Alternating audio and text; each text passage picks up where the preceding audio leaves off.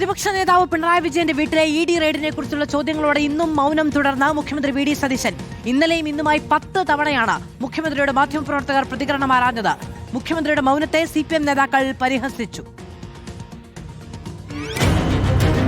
കേരളത്തിന്റെ പ്രതിപക്ഷ നേതാവ് പിണറായി വിജയന്റെ വീട്ടിലടക്കം ഇഡിയുടെ മണിക്കൂറുകൾ നീണ്ട പരിശോധന.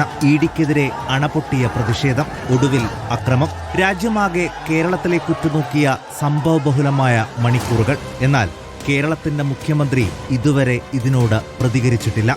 റെയ്ഡും പ്രതിഷേധവും കത്തി നിൽക്കുമ്പോൾ ഡൽഹിയിലായിരുന്ന മുഖ്യമന്ത്രിയോട് മാധ്യമങ്ങൾ ഇന്നലെ നിലപാടാരാഞ്ഞത് പലതവണ.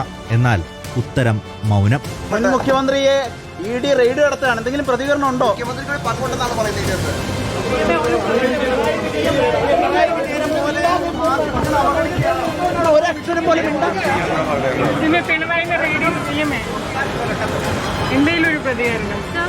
രാത്രി വൈകി കേരളത്തിൽ തിരിച്ചെത്തിയപ്പോഴും അതേ മറുപടി.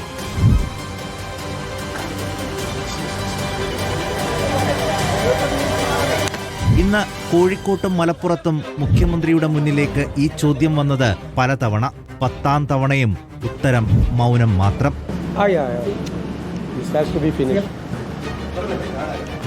മുഖ്യമന്ത്രിയുടെ ഈ മൗനത്തെ പരിഹസിച്ചും വിമർശിച്ചുമായിരുന്നു CPIM നേതാക്കളുടെ പ്രതികരണം. മുഖ്യമന്ത്രിയും പ്രധാനമന്ത്രിയുമാണ് പിണറായി വിജയന്റെ വീട്ടിലുള്ള റെയ്ഡിന് കാരണക്കാർ. News desk reporter.